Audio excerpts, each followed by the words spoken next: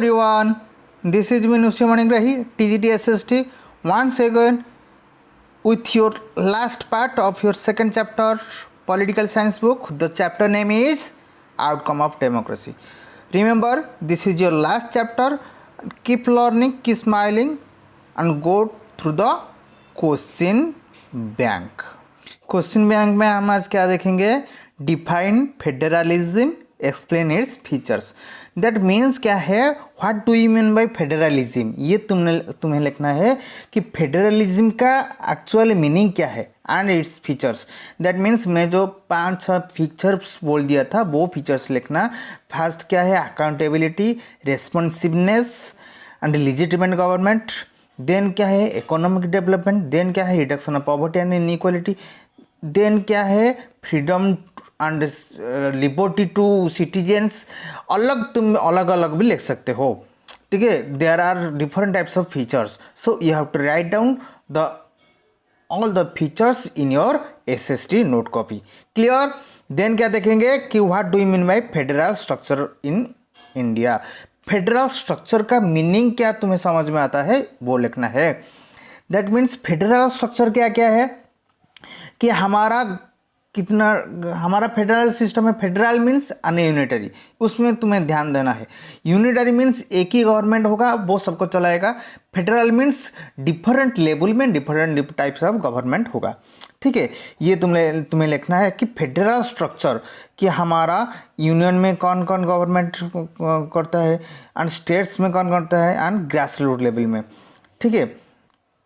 That means regional government, state government and union government.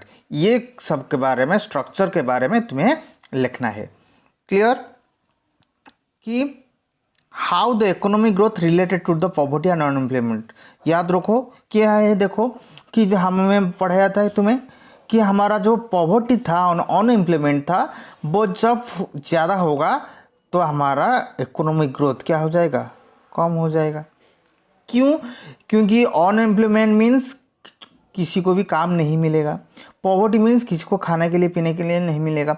तो ये नहीं मिलता है तो हमारा इकोनॉमिक ग्रोथ, फाइनेंशियल ग्रोथ कैसे होगा, ठीक है. सबको जब सैलरी मिलेगा, सबको जब रेमुनरेशन मिलेगा, सबको जब पैसा मिलेगा तो हमारा इकोनॉमिक नेशनल इनकम ज़्यादा होगा. तो नेशनल इनकम जब ज़्यादा होगा तो इकोनॉमिक ग्रोथ होगा, ठीक है.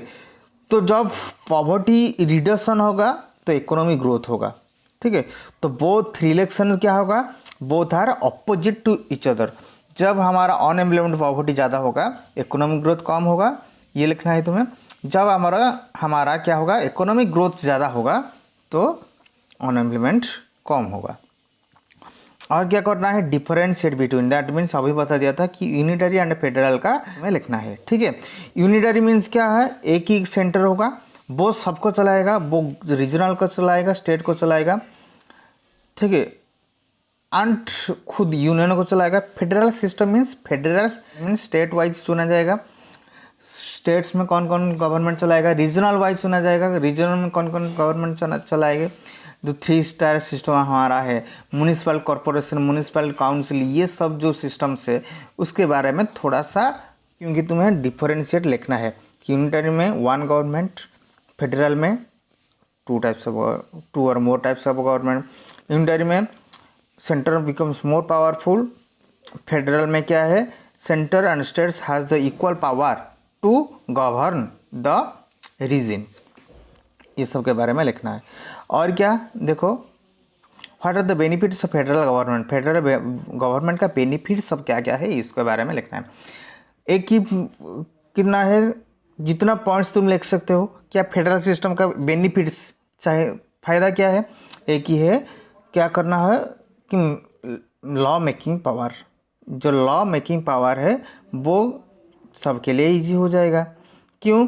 क्योंकि सेंटर का हमारा 3 लिस्ट है, क्या क्या है, यूनियन है, स्टेट्स है, कॉन्करेंट है.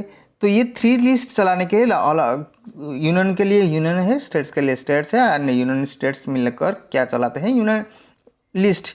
तो लॉ मेकिंग पावर जो हमारा स्मूथ फ्लो हो जाएगा जब हम फेडरलिज्म. ये सब लिस्ट क्यों है, क्योंकि हमारा क्या है, फेडरलिज्म गवर्नमेंट है, ठीक है. ये एक हो गया है लॉ मेकिंग पावर, और क्या हो जाएगा, और difference between union and federal system. और बेनिफिट्स क्या होगा कि कंट्रोलिंग पावर जब छोटा छोटा रीजन सेपरेट हो जाएगा तो कंट्रोलिंग पावर सबका आ जाएगा। दैट मीन्स स्टेट्स का कंट्रोलिंग पावर स्टेट्स का हैंड में को चल जाएगा, रीजन का कंट्रोलिंग पावर रीजनल हैंड को चल जाएगा, एंड यूनियन खुद वो यूनियन चलाएगा। तो कंट्रोलिंग पावर ज़्यादा से ज़्यादा होगा। एंड सॉल्व द प्रॉब्लम, जो प्रॉब्लम हमारा आएगा, तो जब सपोज हमारा रीजन में प्रॉब्लम है, स्टेट्स को जाने के लिए ज़्यादा टाइम लगता है, फिर स्टेट्स में सॉल्व होकर आने के लिए ज़्यादा टाइम लगता है। जब रीजन में एक गवर्नमेंट रह जाएगा तो कितना जल्दी हो जाएगा। तो सॉल्विंग द प्रॉब्लम के लिए भी ये वो बेनिफिट है। और बेनिफिट्स क्या क्या है कि डिग्निटी एंड रेस्पेक्ट देता है किसी को, सिटीजन्स को, कि सिटीजन्स के लिए गवर्नमेंट सिटीजन्स का पावर भी रह गया है, और कोई लेवल में सबका पावर रह गया है। ठीक है, तो these are the benefits of federalism government.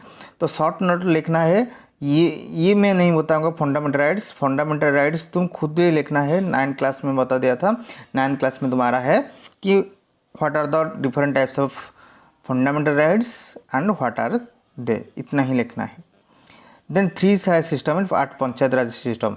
Panchayat Raj system में जो 3 टायर सिस्टम है, दैट मीन्स जिला परिषद एट द जिला लेवल और डिस्ट्रिक्ट लेवल, पंचायत समिति एट द पंचायत लेवल में कौन है, पंचायत समिति, एंड ग्राम लेवल में, विलेज लेवल में कौन है, ग्राम पंचायत। ठीक है, तो ये तीनों को डिवाइड जब कर देंगे हम, तो यह हमारा आ जाएगा क्या, पंचायत राज सिस्टम। ठीक है।